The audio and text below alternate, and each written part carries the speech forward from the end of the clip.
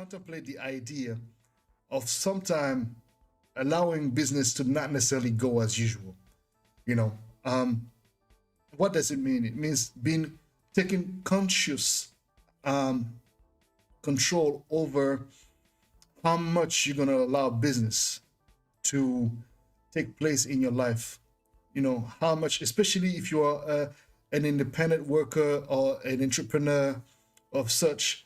You know, you get sometimes so overwhelmed by the amount of work you have going on that you don't even have a weekend. I don't have weekends. I don't even know what it is to take a break, as a matter of fact.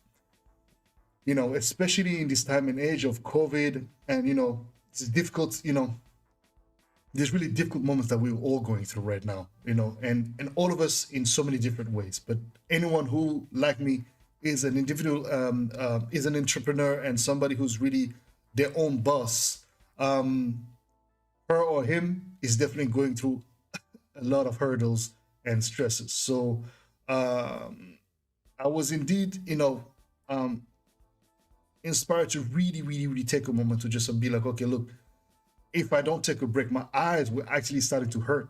You know, that's because I was so much in front of the screen working. You know, I literally had physical pains in my eyes, and just my body just felt like super tensed. You know, Papa Kesha, welcome indeed. Ah oui, ça aide beaucoup, l'élégance. So I really took a moment to really gather myself and focus on the essential. The essential is me. Because this is the thing. If I don't look after myself, business won't go as usual. So sometimes you gotta allow yourself to disrupt a little bit your habits, disrupt your routine, which is, you know, probably and certainly a very healthy routine because you're busy, you're on top of your game. I mean, at least as best as you possibly can be. But then eventually get carried away, so much so that you forget about yourself. If there's one thing that I do every day, without a fail, I will work out, I will stretch, I will do what is needed in terms of really allowing my physique to get started into the day in a way that, you know, is triggered to really be optimally, you know, conditioned for what's going to be coming that day, right? And though we may be stuck at home and we may feel like, you know, nothing is really ever changing, as a matter of fact, not a day looks like the other. It's just a question of changing, you know, the lens that we use to look at things. And so because business as usual, now outside of the fact that you may need to take a moment, you know, to really, really ease off the pressure from yourself as you try to, you know, make ends meet, as you try to, you know, really tap into the the deeper layers of your potentials, right? You may be sometimes demanding so much of yourself that, you know, you become more fragile than you should be. So again, taking a moment is very important.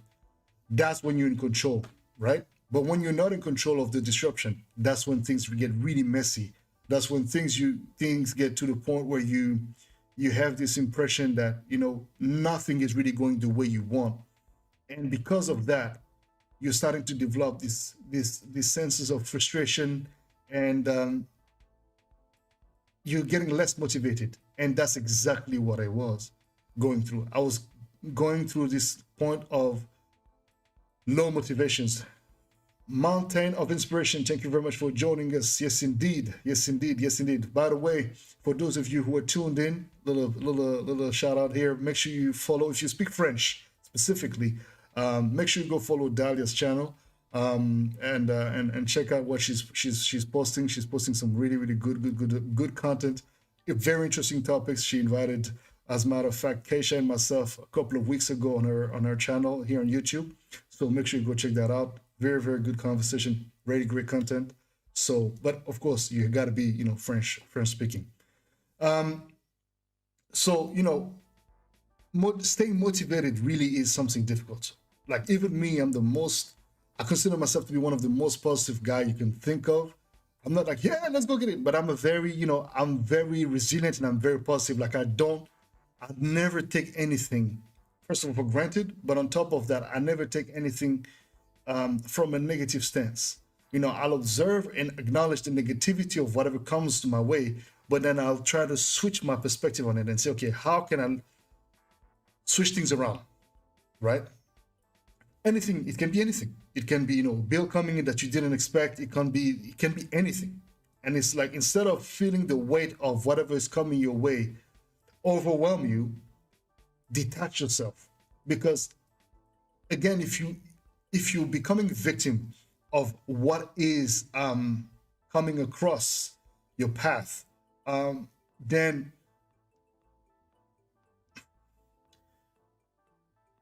you're going to be bullied around by your problems. You know what I mean? So it is super important to really, really make sure that you put together a set of things that allow you to stay with your head above the waters, at least. So now let me get into the practical side of things. We all know what happened a year ago. COVID hit us, global pandemic, gotta be home, quarantine, confinement, this and that, crazy stuff. We lost so many people. It's mad. In my area of affairs, the nightlife business, the music industry and all that would depend so much on the goodwill of promoters, on the goodwill of the people to come together, and we work hard and we work our asses off to make sure that we stay on top of our own game and in hopes of getting work. And to say the very truth to you guys, I've always said perception is something that's very interesting. I've always been perceived to be a guy that would perform all the time, but actually not. One of my luck was that well, it's not a luck at all because I worked for it, but it's indeed a blessing, is that I was able to always perform at some of the finest and most refined venues in the world. It would be interestingly enough, I would always be the guy, or most of the time be the guy that people would call to open up a venue, like brand new venue that they would start working with. I would be invited to play for princes, royalty, etc., massive events in massive stadiums, and so that always gave this impression that I was on the road all the time. And at a certain point, I was a little bit more than usual. But the truth is that I've never really been a guy that was booked a lot. There's guys, a lot of them that have helped along the way, make their names in the industry, and whom have done a great job of taking their own journeys in their own hands and took off and became even much more successful than I was in terms of gigs, and charging really, really, really super high fees in the 15s of thousands of euros and up. And at a certain point, I was like, damn, this feels so unfair, right? It feels so unfair because, here you are, working so hard and putting all this energy and, being all about the love and this and that and the other. And then, boom, you're not compensated, or, everybody's calling you a legend. Everybody's, saying that you're this, you're that, but then nobody's really giving you work because everybody thinks that you're too much this, or you're too African, or my sound, your sound is too African. Fuck is that supposed to mean?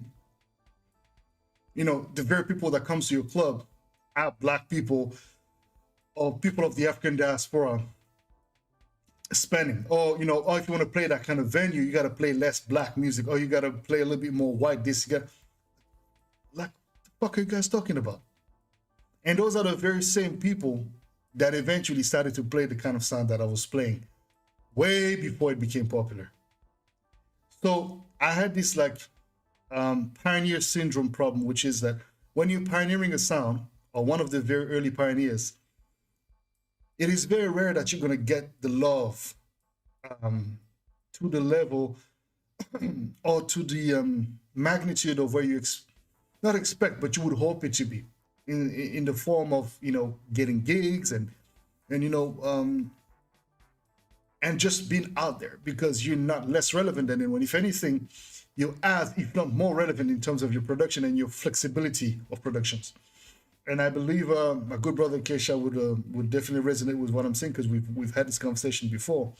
Because eventually, you get taught that being a legend means nothing. You know, it's great, it's amazing for the accolades, but at the end of the day, what counts is what appears to be showing up in your bank account. And if you're having issues to pay your bills at the end of the month, being a legend is cool, but it's worth shit, and it's pure horse shit. As a matter of fact, it's great, but it's not great at the same time. So I've had to work super hard, super hard to really like lift myself at a point where I detached the image of the legend, which is still there, and really became like even more relevant than guys that were relevant at the same time I was, and actually be so much so that really embrace more of the sounds that I liked, but that I was always timid of producing. And shout out again to my bro K and some other brothers who motivated me to really tap deeper into these kind of sounds, who really motivated me to go deeper into exploring my capacities and really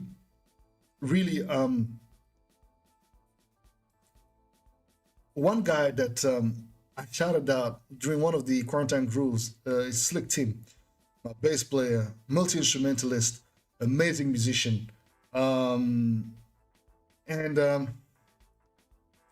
when I was producing my second album, which I produced completely by myself, Transition, which was an album in tribute to my late father at the time, I was gonna ask these other folks, much more established than me, with a bigger label than mine, etc., to kind of like, help me put this together. And he was like, yo, what are you doing, man? You got a sound. Like, why do you want someone else to come and touch your album and mix this album for you? Like, yo, do this thing yourself. You got a sound. Like, why are you doubting yourself so much? And I was like, well, yeah, you damn right. That's actually very true. And it's like, okay, let me do this. So I did. And it was scary, but I took control of my path at that very moment. And I understood very clearly that this was a pivotal moment that will signal a completely different future for me, because not only was I taking ownership of my productions, but I was taking ownership also of my identity in terms of sounds.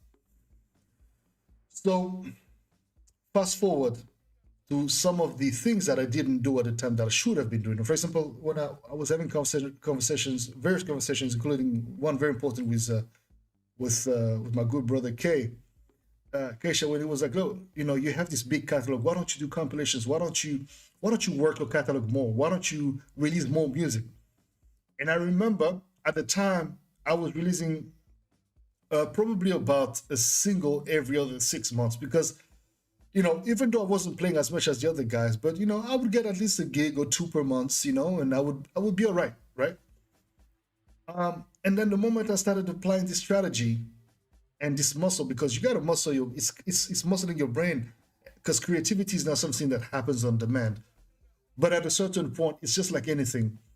If you train and condition your muscle memory well enough, you're going to be able to adapt rather quickly to any situation. It's just like, and I always like, because I believe you guys have probably perceived it right now, I've always been fascinated by this whole concept of army and special force. That's since I'm a kid. That's because probably of Rambo and Commando and all this Schwarzenegger and Stalin. But it really marked me in that in the sense of the rigorous mindset and this idea of pushing your limits, and really being demanding of yourself, not in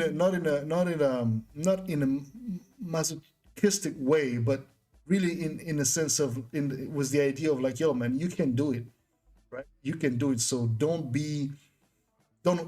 sell yourself short.